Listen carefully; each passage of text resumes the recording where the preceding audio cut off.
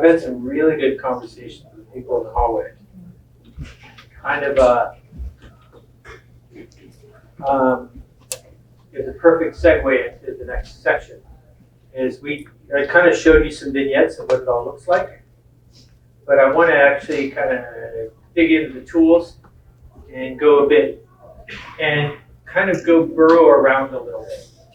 I heard some really interesting thoughts around people stuck in Skypelandia because they're having quality problems. You can't make move teams, or there's things going out of the organization and you just can't put your finger on it, like who's using Teams and how it's being used and so on. And it was a good segue into what we're going to do next. Let me get my little, okay, here it is. This thing's so cool. This thing, isn't that neat? What's that? Okay. So what I'm going to do first is you've already seen me use telemetry and use the data to make decisions on what you're supposed to be doing and who's doing what. And I've heard the things like we can't put our finger on what's going on. People are complaining, but your numbers don't line up, right? Because of that vocal minority. But here were those numbers that we were looking at before, and I'm going to grab you in just a couple of these real quick. And I also didn't talk about that last one. Andrew and I were talking at the break about sending out a little quick survey, and instead of doing a, hey, what'd you think of quality of food and all this other garbage, all we really wanted to know was, would you recommend this type of format or this type of session to a peer, coworker, or a friend in another company? And just a simple question: how many of you run Net Promoter Score NPS surveys at your company? A few, some, okay. You get them all the time, right? Airline, you fly on a plane, and then a few weeks later you get, hey, would you recommend Delta Airlines to your friends or coworkers? I get them in Windows or in Microsoft, and it's like, hey, would you recommend Windows 10 to your friends or coworkers? I'm like, no, I don't talk about Windows 10 to my friends or coworkers. It's not what I do for fun. So it has to be, contextual, I suppose. But NPS is actually a really important metric because it's really, really lightweight and has kind of industry accepted results. Yeah, question. Not to derail your thought process, yeah, but KPIs are great, especially in our organization gives us the fuel to combat any naysayers, right? But the challenge of it is, and I don't know if anyone else can relate to us here, relate to me in this room. Yeah. It doesn't matter what KPIs I have. At the end of the day, perception is everything. And the perception that Skype doesn't work, then there's no way that I have confidence in.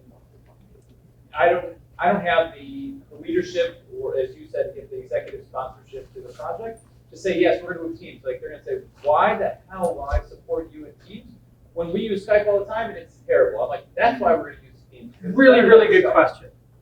That's a fantastic question. That was a conversation we had in the hallway earlier. There's this hurdle that some people are struggling to get over of Skype having such a bad name, per se, that the confidence to make the leap to Teams is real, right? I mean, it's a struggle, right? Like they don't have it. I totally agree with you. And what I was going to show you right out of the gates was what I have in CQD. I can show you the difference between Skype and Teams.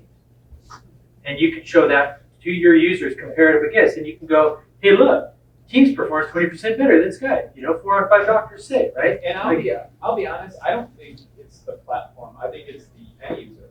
And whether that's training that needs to take place or whatever. Yep. Because 9 out of 10 times that when I work with an executive or someone who has issues that got escalated to my plate, it wasn't technical. It wasn't. It was their fault. Yep. And so that's a whole other piece that I like to bring to Microsoft's attention. It's like, if they're using GoToMeeting or whatever other competitor that's out there and they're having a decent experience, like I think I heard someone else say today, it's like, I didn't have to train on Google, so why do I have to train them on how to use this tool? Yeah, and you know what I say? Don't. Right. tell them about it, message it, give them the tidbits, give them the ideas. We have a place called successwithteams.com, which is where we basically aggregate all of our content and promotional materials and so on. You'll do way better with a plan with your change management or your fast track manager to know how to do this as opposed to doing it the old way, right? Training per se isn't training anymore, although some still do as part of the arsenal, right? Those are really good points. One good point is adoption and change management may include training, but adoption and change management is not the same as training, right? That's right. So it's exactly what you just nailed down. So maybe you don't need to do training, but you absolutely have to communicate the changes that are going on. The other thing, just to point out along these lines, and Christian was going to show you some of the data that we can do with how Teams is typically 20% better than the same environment that Skype business. The other thing is everything that you do to improve quality in your environment for Skype for Business will accrue to Teams. Period. Yeah. Everything you do, Teams handles suboptimal networks better. But everything you can do to optimize your network is going to accrue to a better experience in Teams as well. Yeah, and I'm gonna add a few more comments to that. If I can still find the hole that I'm talking, maybe it's back here. A couple of things. There are many companies that are using this as an opportunity to say, hey, that was Skype, but this is Teams. And they are taking the opportunity to reboot, that's for sure. That's, to me, why that is so important for me, because you are only going to get one chance to get it right. You will lose them the second time, especially if they already start playing with Zoom or GoToMeeting or whatever it is, and they're going, well, I have WebEx, like I want my WebEx back. The first meeting failed, that sucked. I want my WebEx. And the reason I bring that up is, one, I want to hear your opinion because I can get some value out of that. Two, I already have exec companies saying, well, our suppliers are using XYZ platform. And yeah. That's really slick, and I haven't had any issues with it. You set me up with this, and I've had issues with it. Yeah. So, I mean, how do I combat that? And, yeah. I mean, again, perception is everything. Mm-hmm. Totally. Well, I still have the ability to battle perception with facts, right? If I have really good facts, I can battle a perception problem, okay? I'm not saying I'm going to win it every time, because someone just might have a hair for that, right? And that it is what it is. I'll use, I think I could talk about them, Spanish Bank, global, 230,000 users. We've been battling for 8 months now to beat that perception. And the networking team, it's a global service. The way the organization's built is very typical. A service org, that's HQ, that's corporate, that services all of the opcos. And then every country is its own opco, right? So 230,000, bank, XYZ Bank, Mexico, XYZ Bank Chile, XYZ Bank Spain, right? But corporate is run out of Spain. The networking team is the one that's got a hair for Zoom, and they want it really bad. And they always use the same comment in Spanish, of course. I live in Spain, so I know a little bit. But Zoom just works. Why do we have to make these network changes for Microsoft and not for Zoom? Why do we have to make these changes for Microsoft and not for WebEx? I don't understand. We'll just use that. And so what we've had to do is provide them with telemetry that says, well, when you use Teams the way we want you to, it works better than Zoom. That's why. And at the same time, what we did, we said, tell you what, we're going to meet you halfway. You want to use TCP instead of UDP because you think that that's the way you're supposed to be doing it? I will show you. It's funny. God, that's blurry. That sucks. You see the rectangle, horizontal rectangle? The line right above it is the customer I'm talking about. And what I had to do was tell that customer, these are all the customers down the left, I blurred them out. These are the ones that we were working with. I have a great big huge list of ones that are complete, and I have a big long list of ones that we're working with. This is all the telemetry that we monitor for customer quality. Okay, those are all the columns. There's only 4 columns I care about. That's the vertical box, and then this one. That is rate my call. Teams PCR. For call, it's that's rate my call privacy. We confuse ourselves. But those 3, poor audio, you know it. Drop rate is make call, and then setup rate is call setup fail. Okay. You saw my numbers that I showed you before. I had to go to the global CIO. Actually, I have another meeting with him on Thursday, saying, look, these are all customers that we're working with, and we're not happy with these numbers. 2.61%, that could be better. You're 18.65%. You suck. That's not normal, right? And they're like, yeah, but we want to leave. But the corporate doesn't want to, but their networking team's trying to get them to, because the networking team doesn't actually want to do work. So we met them halfway. It's true. Yeah, we met them halfway, and we said, okay, fine. I'll tell you what. You're a huge company. Here's our media team. Let's go figure out why it's not working so well on your product or on your network.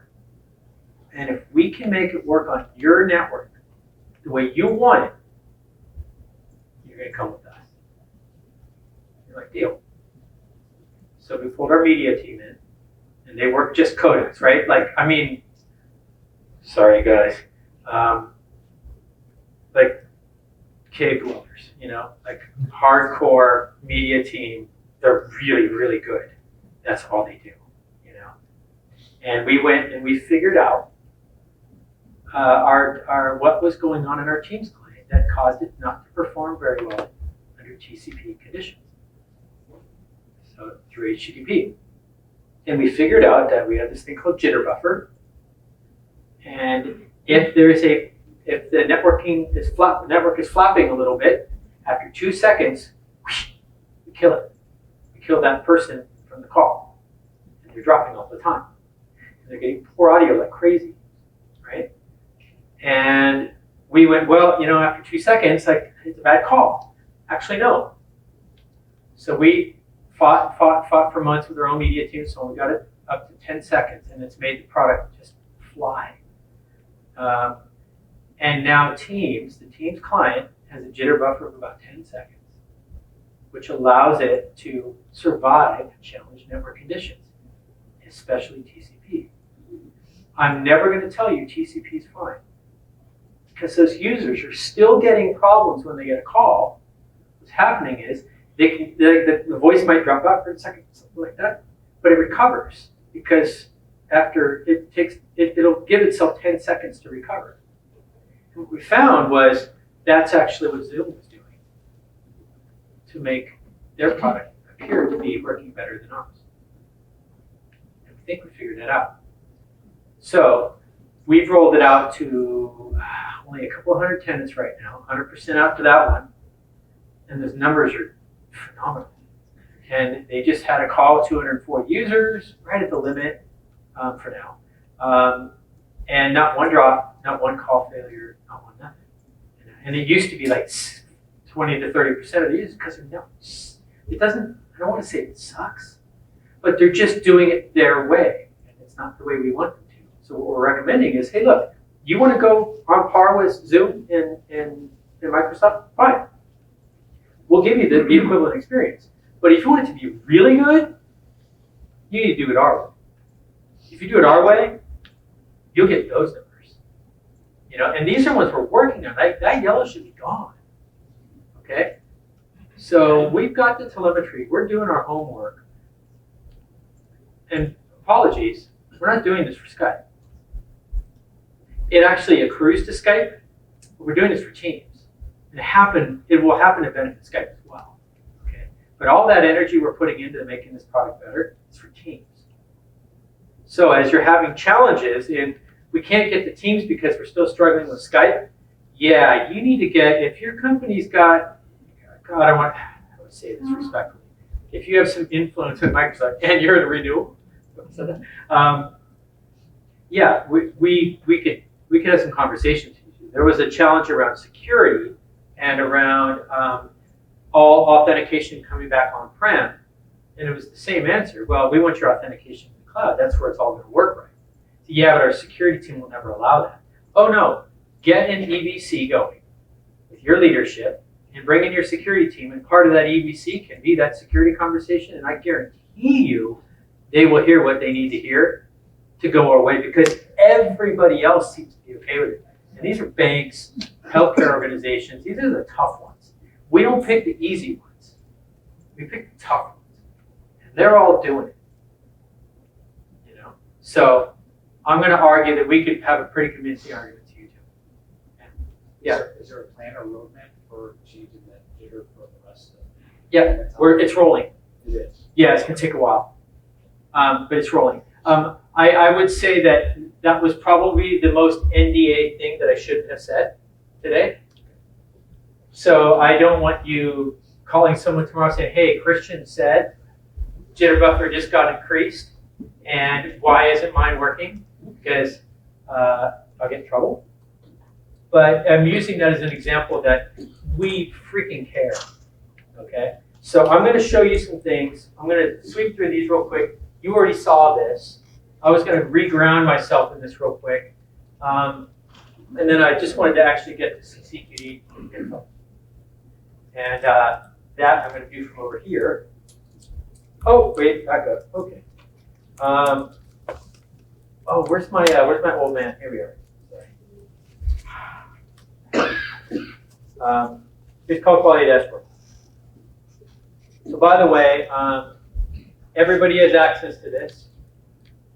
If you look at this URL right here, cqd.teams.microsoft.com, that's it. If you have access to the portal, that's the URL. If your company has given you access to it, that's it.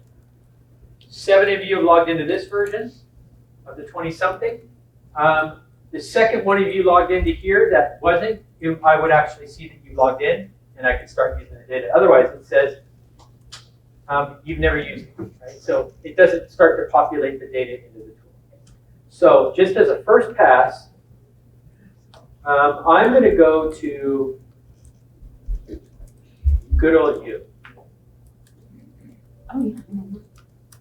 because I like your data. And where I did the cut and paste was out of these reports right here. These should look very familiar to you because they're the same ones. When we were talking about building data file, I'm going to drop into, let's take rate my call reports.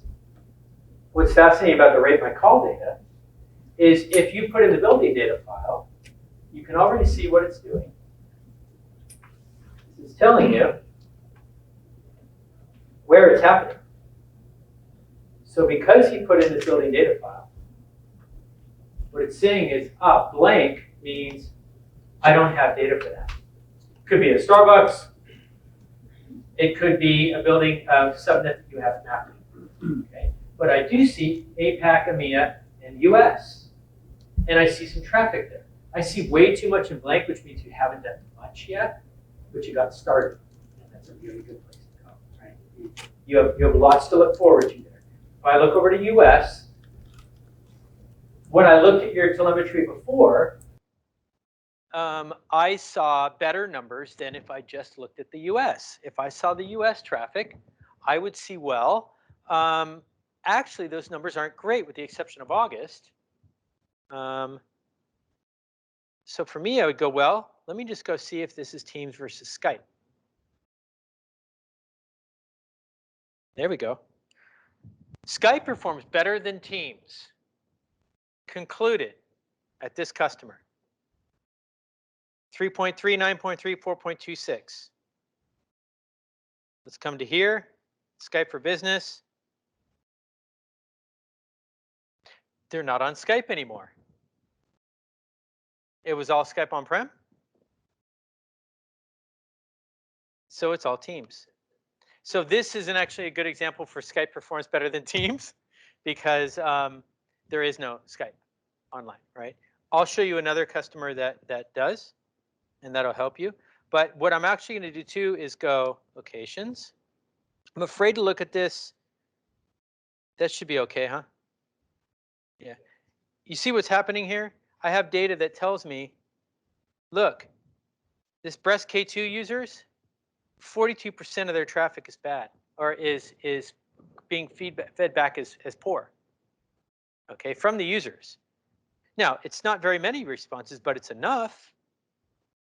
And I should go, wow, there's a problem over here. I want to know what's going on. Now, I can't see this because I work for Microsoft. I don't work for that company. So I can't see the user's name. You can, if you've got the right privileges. And then I can also tell everything that happened.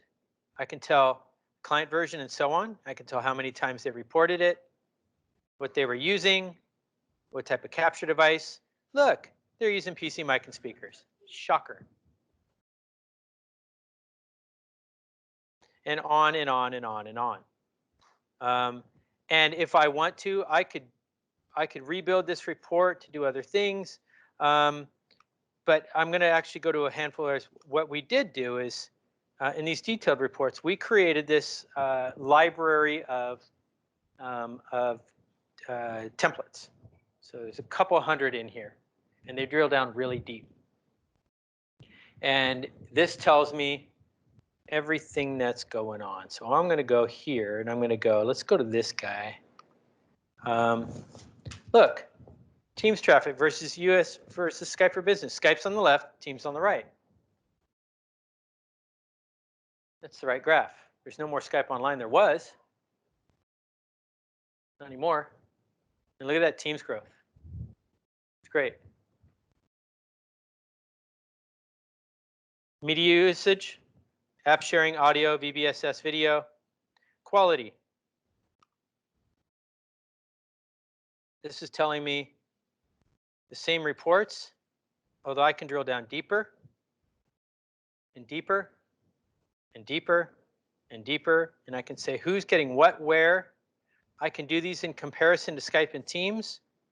I can do this to daily, when it's happening. Oh, I remember what happened here. Yeah, that was the day we had a bad router in whatever place. And yeah, that explains that. Cool. Do you want to report to management that? Great. Why don't you do this too? Why don't you make another report that excludes that day to show you actually how everything is really good with the exception of that day, and that was a bad day, right? And it skewed the numbers. But let me show you, management, actually, we're doing really well, right? You can explain it. If you have the visibility into the telemetry, you can explain what's going on. And maybe it's we have a lot more work to do. We're really screwing up. Well, then fine, that's what you have to go message. And that quality champion role should be agnostic. They should not be encumbered by having the numbers to look good, right? That should be, call it an independent verification source, right? But weekly and so on, I go back to quality. I'm going to go back here. I'm going to go overall media usage. I'm back, quality, reliability, the same ones. TCP usage. You still have some TCP out there. Not much, but you have some. Let's go find out where. And look at this, by the way. TCP versus UDP conferencing. Look at this. See that column right there where I put my TCP versus UDP and conferencing. UDP traffic 2.35% audio. That's the audio, poor audio, right? 10.13 on TCP. Would we rather you be on UDP? Would you rather be on UDP? It's right there. I'm gonna do something. This is a neat one. TCP usage by subnet. This tells me where it's going on. Go find it and eradicate it. Polio, bye. Figure out where it is. Get rid of it. TCP streams. There's some of that might be missing. TCP usage. I'm gonna go. Oh no, don't do that. Oh no. Please hold. I want to go back to a couple of the reports that give me some of those comparisons. Overall media usage, quality, reliability, TCP usage, VPN usage. We don't want you sending our traffic over VPN. You have almost none. It looks like you had some and you made it go away. Great. You can be the information source to validate whether it's actually going on or not. What clients out there are being used? This will be interesting. Man, almost no more Skype. It's pretty much, oh wait, hold on.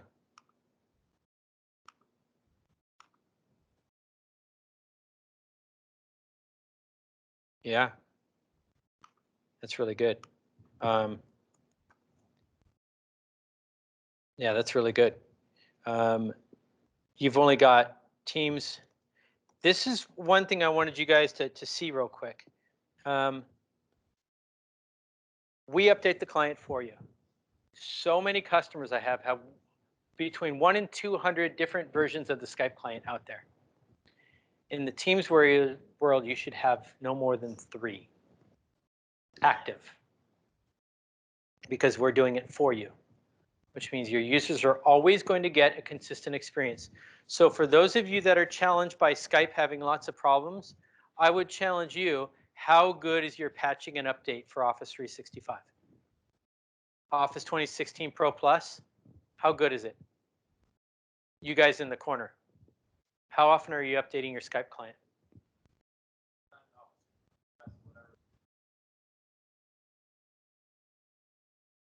And how much are you validating that?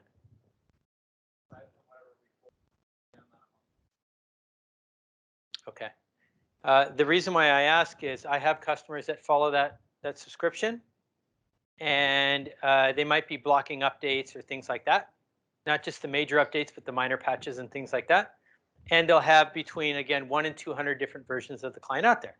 Now, Office 365 is supposed to help you through that, but the Teams client, you're only going to see 3. Now, you see more than 3 on that list right there. There's a reason, because once or twice a month, that client's being updated. And those older ones are from over a month ago. I'm tracking 6 months worth of data, so I have these extra artifacts in there. If I were to filter this for 30 days, it would tell me exactly what, right? But what you see is there's really only 2 active versions, okay?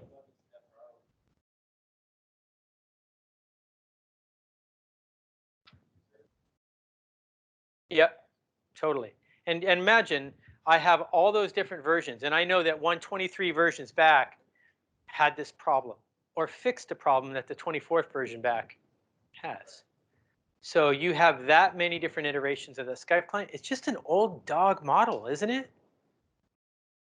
You know, that's why we came to this. At first, people were kind of freaking out at us that we're doing this, that we're saying, oh, we're taking control of the upload, or of the updates. Well, this is why, because we can push out an agile version and a new agile methodology really quickly, right? And we can make sure that if we find something, we can fix it quick, and we know it's going to get updated. So just the patching and the updates, the reliability of the client is going to be infinitely better than anything you had ever had on Skype. It's almost worth the price of admission on its own. Let me go to a couple others. But by the way, and again, I'm using the tools we gave you. Missing subnet report. All right, here's your subnets. Go find them. What's your name? Matt? Yeah. Go find them. I was telling him I knew that the building data file was incomplete. Yeah, well, there it is. There's all the streams that are going on those subnets that aren't in your building data file yet, right? Is it true that there's only 164 more subnets I need to identify? No, from 780. No, actually, it looks like 164 that we can see of 780. So You just shortened my list. yeah, and the thing is, this is one of those things that lives in operations. So somebody in the org, once a month or once every 2 weeks or whatever, they go, how can I make it better? And they go look at this and they go, oh yeah, I got to add that to the building data file, right? Maybe new subnets show up. It happens all the time in networking, right? In an organization. And, you know, networking guys are making changes and someone's got to keep tabs on it. So that's part of the, call it like a hygiene activity for the org. I wanted to go back to this one because this is freaking, oh, rate my call. Check this out. I love this one. You don't have a lot of feedback yet, but it should be enough to give me some really good info. Rate my call, Skype for Business versus Teams. Now, you have almost no Skype traffic, so it doesn't really help me a whole lot. But if I just look at these peaks here, even in the small counts, because there's very little traffic, Teams is outperforming it across the board. Simple as that. Users they like Skype, they like Teams more than Skype. When I show you a couple others, let me find some with some real traffic. Oh yeah, ooh, look at this one. Almost 1 million streams. Let's go look here. This should be fun. If any of you were using CQD version 2, it's 24 to 48 hour lag on data. This is less than 30 minutes. That's our SLA. So it's near real time. It is more than enough time, more than a little time, whatever, to make really good decisions and go do something. And it's something you can use in support. Again, Teams versus SFB. No Teams. Ah, that's too bad. I can't go check that. They're not even using it yet. Bummer. Let me go find another one. Oh yeah, here's one. Let's see if this is it. 100,000 streams. That's plenty. Plenty to work with. Let's go see. Let's go into here. Come on, give me both. Darn. Just getting started still. But you can see Skype is dropping. Teams is just starting. Not good enough. Well, let's try this one. Last one.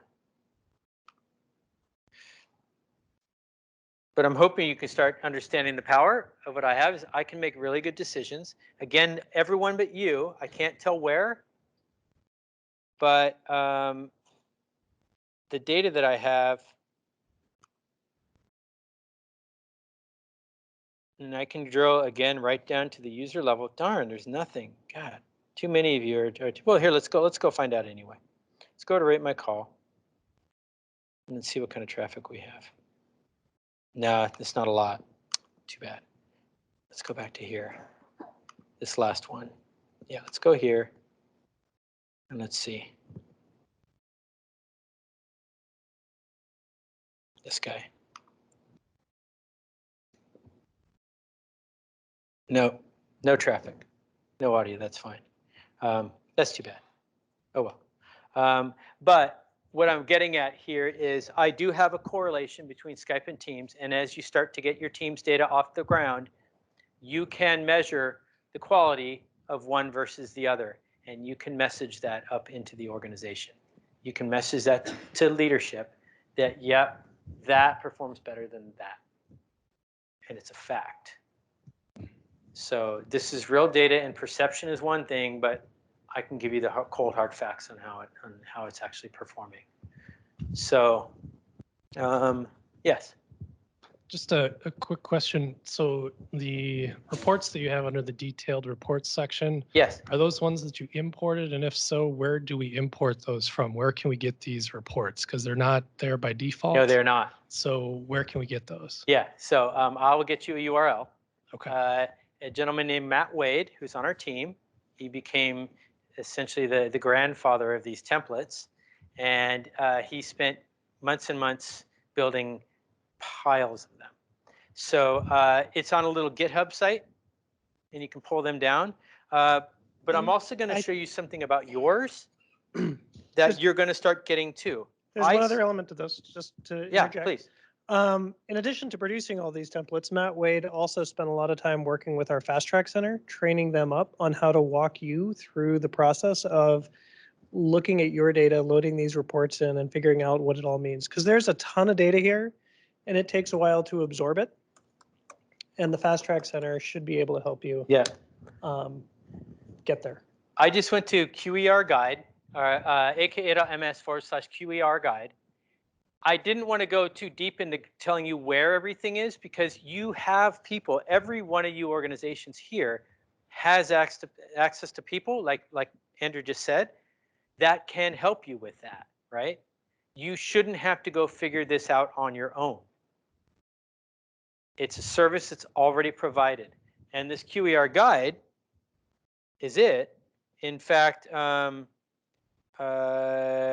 is one point other in here that says where you can get the dashboards as well, or the extra templates. But this is like how to do everything, how to manage and monitor the quality and so on. And Matt monitors this section as well.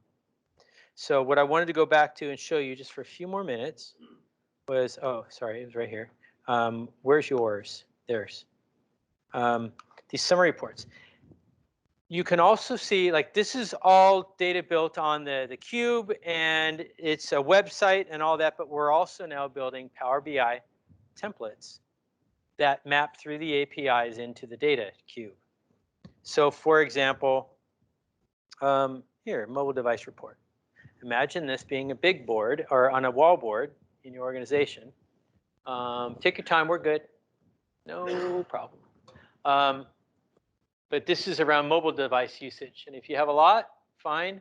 But we're starting to develop this type of methodology that you could actually put right into Teams, because this is just a Power BI report. And if your user has the license, your admin or somebody like that has the license for it, this could just be a tab in Teams. It's just a Power BI report. They wouldn't even have to go into CQD to get it. And it can tell them all kinds of really interesting information about, in this particular case, mobile device and usage and so on. The one I really like out of this, there's a couple. I'm going to show you this test call reports in a second, but the one I do like the most is this help desk one. This is the one I'm asking my reference customers to use in their help desk to help their users, to help their support engineers solve problems when people call. Is they open up this dashboard and they say, see UPN, like it says star. If you log into it, it has all kinds of cool data. I can't see much, but what I'm showing you is the framework on the left: search by alias, search by conference ID, search by date. So great. Oh, you had a problem? User calls in.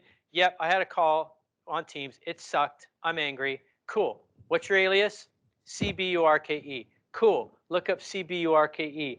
Oh, I see the calls you had. Oh, look at that conference call.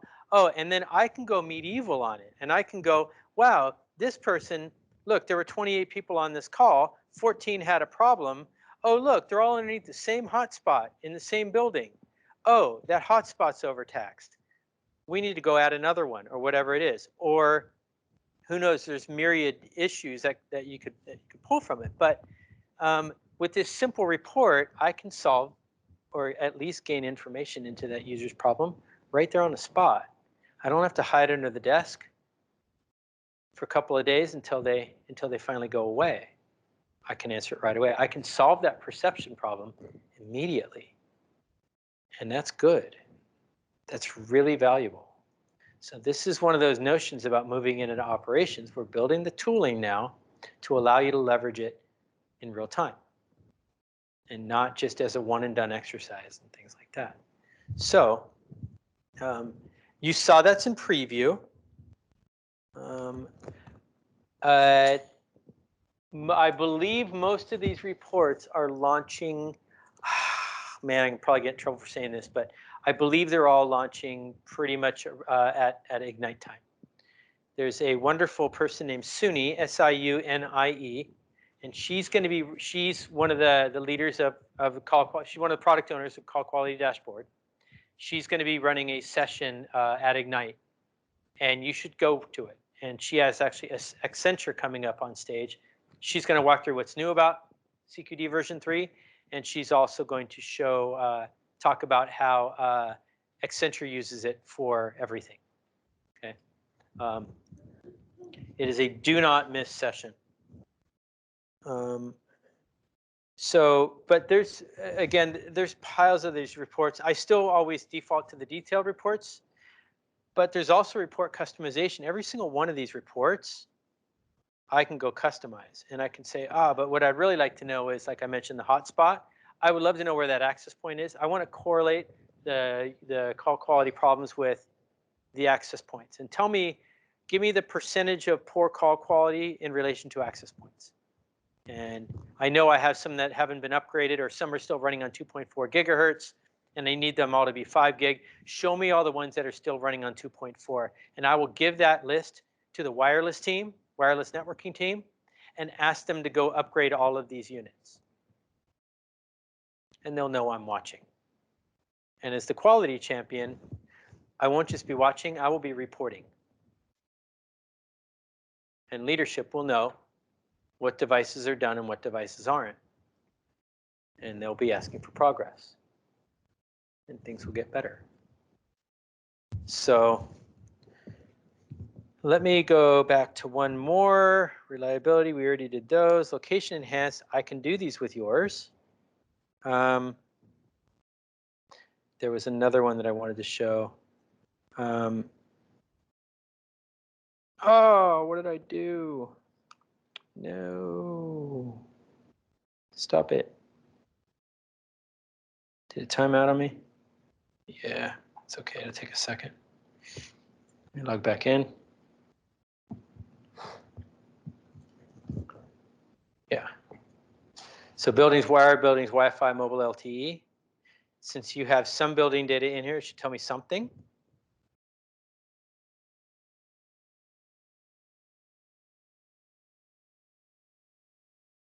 Day of month, hour of day.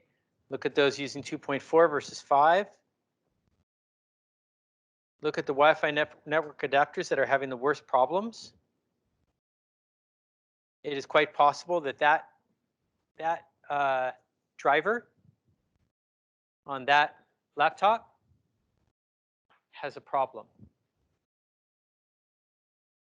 And that your end user computing or your laptop team needs to go do an SCCM and search for that driver and go get rid of that problem. It is highly likely that 25% will come down to almost nothing if you fix that. It's quite possible. So we're not just checking call quality. It's about 1,200 different metrics that sit within the Teams client that it reports on, and it's things like this. And this is why you want to be really, really good at it. The last one, I believe, is this test call. This doesn't exist. I don't know what's here yet. It should be 0. And I'll tell you what this is. There should be 0 data because we're not doing test calls yet. Yeah. Oh, there's something we're doing. Okay. So we have this project. It's internal. This is another one of those NDA things I'd probably get in trouble for, but I think I'm okay. We had this project we called Doppler. So the Teams client will start. You know what? You have the fuzzy version. That one's clear. That's what it is. Okay. This project Doppler it's making your 5,000 Teams clients into little synthetic call transaction tools. And they will start making test calls all on their own time, and reporting back the quality and the success and the failure that the user is going to have. So in other words, we're going to know whether that user is going to have a problem before they do. So that's pretty neat, which means that client's just sitting there not making a call. You know, you're not using it, so it's going to, and it's going to do it in the background, and it's going to report back the likelihood of that user succeeding or failing, and it'll tell us why. And you can go fix it before they even have a problem. So we didn't have this ever before, but what's more important is if you use CQD and you get really good at it right now, one day this will just show up. because you already know how to read the data. You already know how to do something about it, how to fix problems in operations. You have a quality champion that's already there, and one day Project Doppler will go live, and you will be able to solve problems before they even happen. That's pretty cool. So then that means the user perception is, I know more about what your users are going to experience before they ever experience it. I think that's way better than Skype ever was. So if leadership wants to have a conversation, I'll be happy to show them all of this. That offers to you. If they want to see all the things that we're doing, yeah. Again, we know our competition, we know what everybody's doing, and we want to be better. Plan on winning. So, any questions, anything you want to see before we shift topics? I just wanted to give you a real view that of what the tool looks like and where I got those other screenshots and the hundreds of templates and visuals underneath. Questions? No? Oh, good question. I will show you. I'm going to go back to one of these. Let's go to rate my call reports.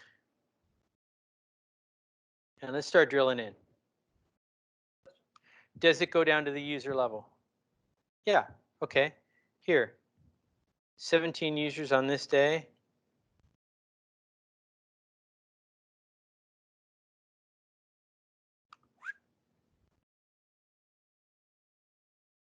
Those are the users that had that problem. I can't see them because I'm engineering, but he can. It'll say the UPN, that's essentially your alias, right? Burke at Microsoft.com, right? And then the SIP URI is, if it's a call, that UPN is everything you need to know. I know who it is. I know exactly what happened, how many times.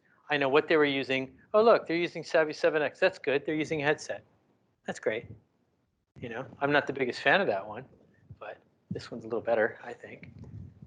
Well, whatever behind the dongle. But yeah, that tells me what I need to know. It tells me the rating that they gave. It tells me what device they were using. And it tells me how many times.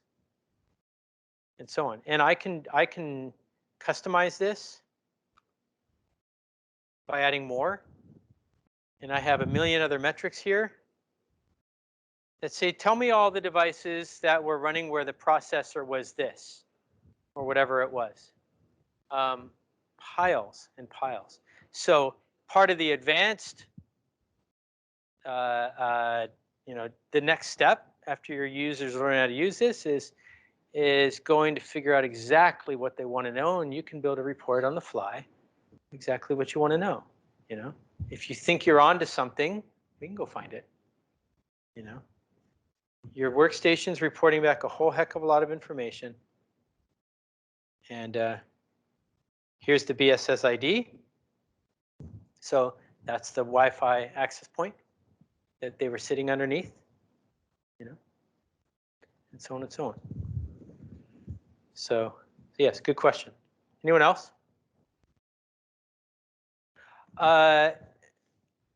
Role-based access control.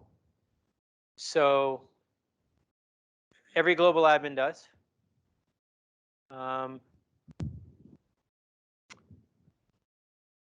give it to you this way, it's easier.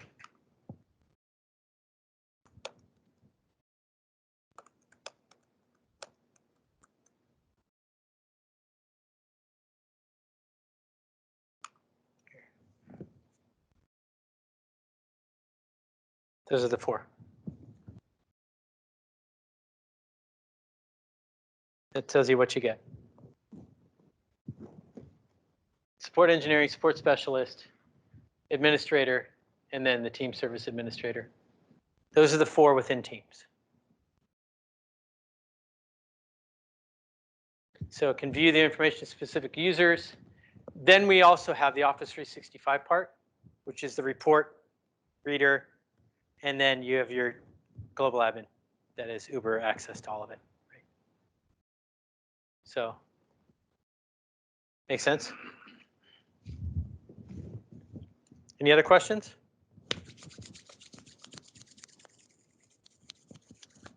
Okay.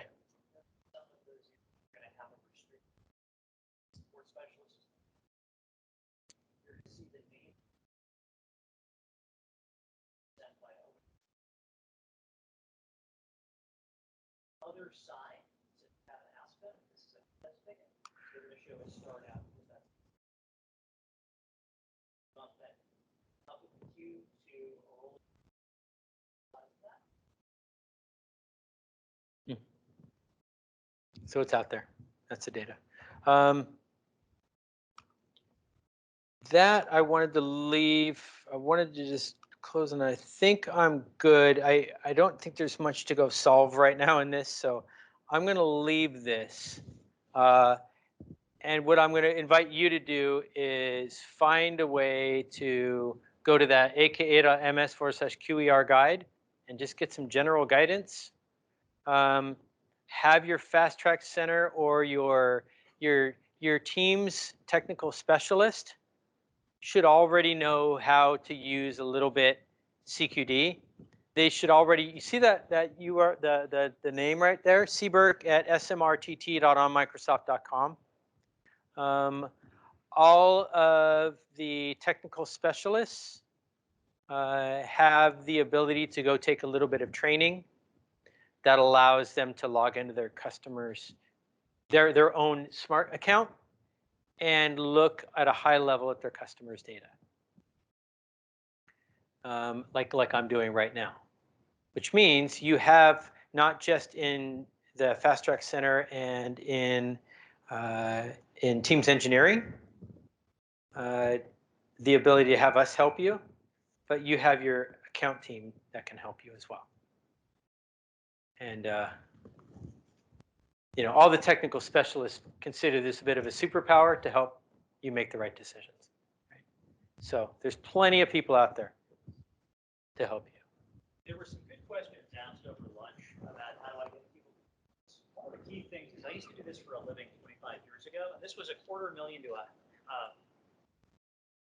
This was $250,000. On? Now it's on. One of the questions was asked during the break, how do I get my people to use this? My network folks are a little prickly about it. You want to emphasize that this is not calling people out and it's not a vote of no confidence. This is something that Microsoft is investing in on behalf of all of your organizations. Normally, this degree of dashboarding would probably be about $250,000 to $750,000 worth of hardware investment, infrastructure, network probes, monitoring, setup, consultants. I used to do that for a living. I made a really good living for a number of years setting this up. Generally, you were working with 3 PhDs in queuing theory. This is all part of why O365 as a service can afford to do this, because spread out all over our customers, it's a small investment for us to make. If you were to try and do this internally, you would be spending mucho dinero to be able to do the same thing. So this is a significant add-on benefit at zero added cost to your tenant, zero added cost to your organization. You owe it to yourselves to tell the folks that are doing quality investigations or doing network management today, hey guys, we saw something, can we do something about it? I need your help in helping make a difference to our end users. It looks like we've got this one site that's having a problem. Can you help me out here? You don't want to call people on the carpet. You don't want to tell them they're not doing their jobs. You want to be in a position to be able to say, hey, this quality champion role that we're talking about, here's what I'm seeing in my dashboard, but I need an opposite number to meet me halfway. Can you help me do that? And so that's how you open the door. And once you give them actionable detail, it moves from 1, 2, 3, not it, it's not my fault, your product must be broke, to what else can you tell me that I don't know? Because that's actionable data for me. Can you help me increase my boundaries that I can see into? Make sense? Okay, thank you. Let's shift from there. This has been the most common when people haven't been plugged into engineering and they haven't been plugged into the Fast Track Center, or they haven't had someone kind of show them why Teams, it's very easy to fall back into this. This is really, really important, but it's contextual. And we've been through that already today a few times. So yeah, here you go. What we've delivered. There's a pile of features in there. What we delivered in Teams in 2018, that was before that. And here's a real general list right now. You can already go get this. For any of our customers under NDA that we feel like it's really important to understand a new feature, like I talked about dynamic E911 today, or micro features underneath there. If engineering is plugged in with you, I've got reams and reams of features, but I would never let somebody take a picture of it, ever. So, no, these are okay. But the other ones, I see a camera come up and I have a heart attack. What's that? It's on the screen. Yeah. Thank you. Straight to Twitter. Thank you. Yeah. Thanks. Yes. Sure. Yeah. No problem. Yep. So this one coming soon. Yeah, there's a bunch of them. You heard me say busy on busy. It's like I still don't understand why anybody wants that, but it's there. We're doing it fine. We caved. Busy on busy. It means when I'm busy, it goes. It means the user is unavailable. Or just a message that says this user's on the phone. Some people don't want anything but that, and I'm like, really? Exactly. Yes. Yeah. Fine. I remember the 80s. Yeah.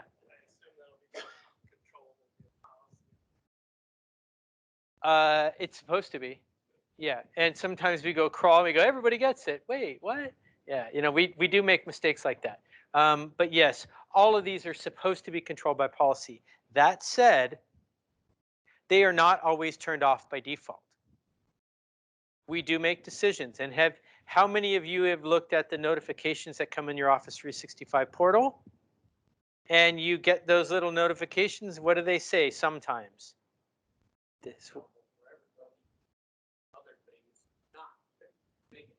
And sometimes it says this will be off by default. So it goes through a vetting process on our side, and we decide which way it's going to be. But that is your notification system, and it tells you.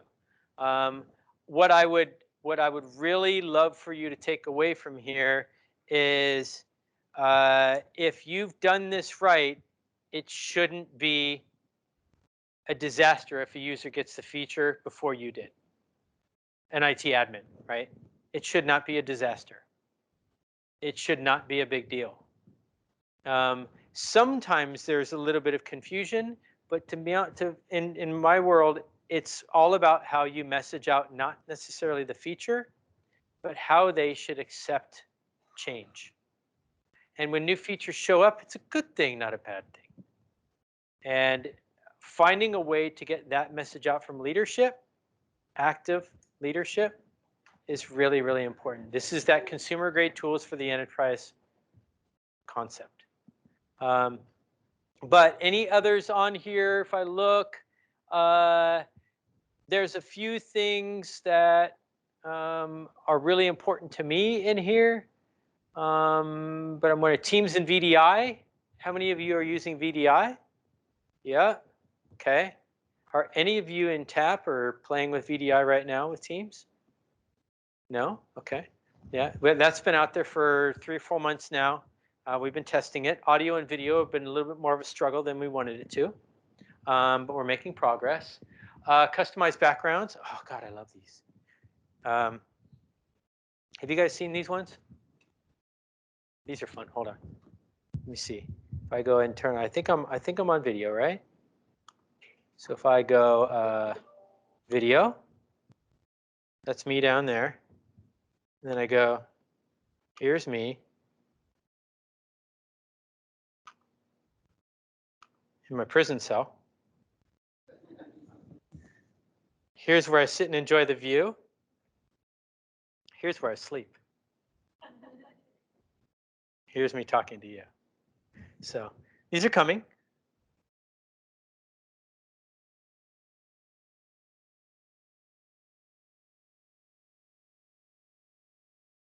Thank you. An organization. Good point. Good point. Well, you know, there are. Oh, stop recording, Andrew. Andrew, Earth to Andrew, Earth to Andrew. Come in, Andrew. He has. Yeah, and he killed the. He killed. Oh no, it's back. Okay, there we go. All right. Yeah. We already had a few jokes about the HR violations all over the place about those backgrounds. Yeah, we had some fun ideas of taking pictures, like taking a screen capture of your coworker on the screen and then putting that background as you behind. So now you're in their place. And we had some really bad ones too. But legal hold for Teams, legal. Big deal. DLP, all of those things are now in full effect. While they cost money, we can compete with anybody on anything that's considered secure or ethical boundaries and all those things. All of those features are pretty much lit up now. Those are really good. Speaking of legal, I was coming, I got to share this. I meant to say this earlier.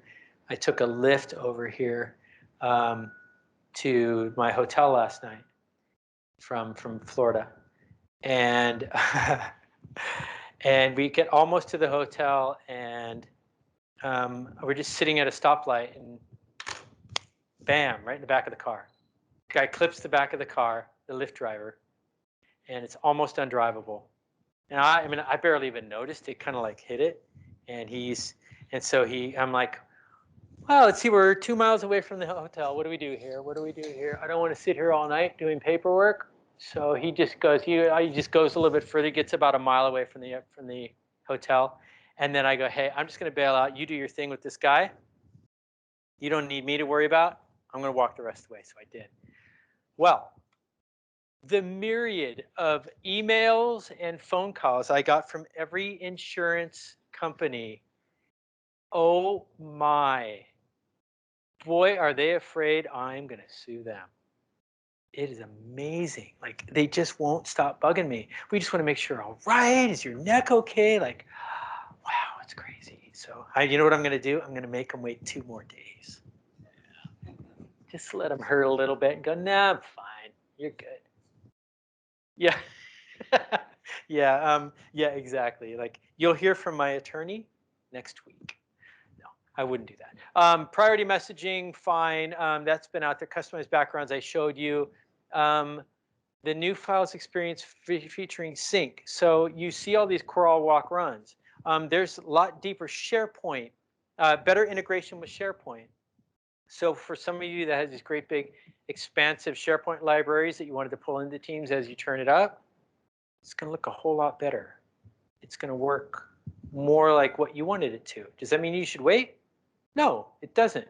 But you should be paying attention to a roadmap like this because it'll give you an idea how much time you want to invest in certain things versus others, right? If you think something's coming to solve your problem and you don't know what those 5 words means, go ask your account team. They'll track us down and we'll get you more information on what that means.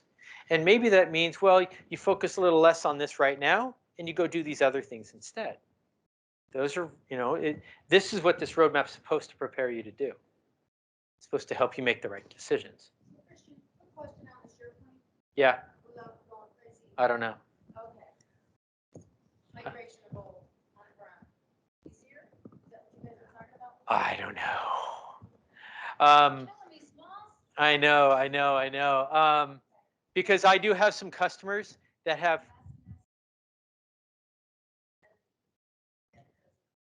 I have some really big customers with some massive petabyte libraries of SharePoint.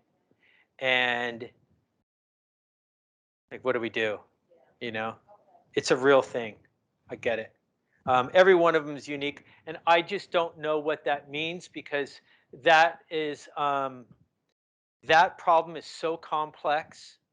It would probably take an hour just to describe what the spec looks like, you know? Yeah, no, I don't know. Yeah, sure. The one thing I do have luxury in is there are thousands of features that are being worked on at any given moment, and I couldn't possibly know what they all are. So, yeah, I have a luxury of feeling this way. Enhancements to Chrome browser, fine. Somebody was asking about multi-window support. There's another way, through a browser. I know some customers that use a workaround, and they keep a browser open with 4 tabs, and it's 4 other different views into their tenant, including guest access. So they'll open a tab for guest access into another customer vendor partner's tenant that they've been invited to, and they use that as their view into that customer's Teams environment. So customers that have you do? Yeah, there you go. Yeah. So customers that have multiple tenants, that's a real problem. That's a real thing for you customers that have 3 or 4 or 5 or dozens of tenants. And I saw a couple of you had piles of tenants, and there were significant users in each one of them. That is a real problem. There was one customer that I had heard about that might be here that is, oh no, I don't think they made it. That was going through that right now, and they were like, do we go to Teams now, or do we wait till our tenant consolidation project is complete? And while I don't ever want anyone to delay, I think that's probably a good idea. It's probably a good idea that they get that tenant consolidation completed first before they move en masse to Teams. Again, I don't usually like people waiting, but I understand. So, content cameras and intelligent capture. You'll start seeing things like that showing up in our meeting room series, where imagine the ideas of us doing roll call, going so far as maybe even to see who's paying attention and who's not. But most importantly, just kind of knowing, doing some of that, the roll call activities, they're pretty nice. So we're playing with that. A lot of really smart guys in the corner figuring neat ways to use Teams. Any other questions on any of those out there? Secure private channels. Come on, someone's got to ask. Yeah, wait. Okay, first. It's roadmap, but it's not there. What? We have like over 500 Office 365 groups. And Okay. Employees to turn on groups expiration built in. Oh. Yeah, we have over 500 Office 365 groups, and we're about to turn on automatic groups expiration that's built in, every 6 months, so the owners get notice, because otherwise every quarter we had to review and clean up, stale and abandoned groups. And we're doing that kind of in preparation for Teams, because it's going to explode even more with people creating, channels. We don't restrict group or channel creation or team creation. Good, don't. I noticed in the roadmap it says groups activity-based expiration renewals in development, which would kind of be a little better. I assume it's going to look at how many email conversations, chat, SharePoint, and if it's totally unused or. Hey, maybe you should think of shutting this down. Yeah. So or maybe you I'm should just archive kind of this. wondering what the story is on that, because teams and groups kind of grow like weeds, and with the current built-in tools to manage end-of-life cycle and this new thing. Can you speak to that a little bit? I'll speak a little bit to it, because I have a sense that it's not as big a problem as people think it is. There's about 200. We ran a PowerShell that Oh, we ran a PowerShell that collected all the stats on all the different services that it was using, and it ranks it. It's one you can get out there. And there's maybe about 200 that look like they're stale or not used. So we're expecting we're going to turn on expiration soon, and all the there's like 500 groups, about 300 owners will get the initial expiration and renew. So we expect some won't. Yep. And we expect this will help because there's a lot of turnover in our company. You get a lot of ownerless groups. And you got to bust in and see what, so we expect that'll reduce the amount of ownerless Big time. groups because we'll ask them to commit that it's needed sooner. And That's it. So archiving and expiration, all that stuff. To me, what I've noticed with most customers is there's this thing of like runaway data, runaway groups at the beginning. And because everyone goes, ooh, create a team. Oh, cool. Okay, great. Oh, I need to create a team over here. I need to create a team to figure out my laundry list. And it's like, no, that's not even a channel. That should be a chat. Right? It's a chat. It's a chat that should live forever called laundry list. You can rename it. The appropriate use of teams, channels, and groups and all that. So the associated groups is all about etiquette. And there's a guy named Matt Wade, not the same Matt Wade, but this guy from AvePoint who wrote this really cool document. And I swear, if you do this, much of your problem will go away. Let's go here. Matt Wade, Etiquette. Yeah, there it is. I do. Yeah. We were on a call one day. There's a coworker. His name is Raj Gopalakrishnan. And I just typed it in, and we were in a meeting, and I typed in, and I'm like a spelling savant, and I just typed Gopalakrishnan, and it was Srini, our manager's manager. He goes, "Who just typed that?" Like Christian, he goes, "That was perfect." Like, I know. Look at this. Look at this guide. This is all about how to use Teams. It's freaking great. How to use channels, when to use channels, what to do, how to get people's attention, how to leverage files, where to leverage files, and it's like the acceptable use part. That whole runaway concept is about messaging, and it's about change management. And I don't want to necessarily teach people features. If I were to focus my energy, I would focus on how to appropriately use this product.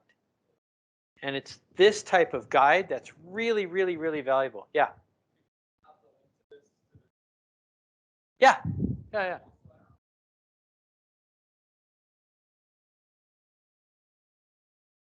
Yeah, we're gonna there'll be a follow-up, and we're gonna get you everything we can think of that we did. Big time. Absolutely. Totally agree. Yeah, we're not gonna leave you high and dry after this. Well, I will, but they won't. No, I'm kidding. Yeah, this is a really cool document, and it does get updated, I believe. Private chat. As new features come on, he seems to be adding more meetings and calls. Like, here's how to do it. Here's how to create a meeting. Here's how to do an update. Here's how to whatever. You know. So yeah, and it's pretty.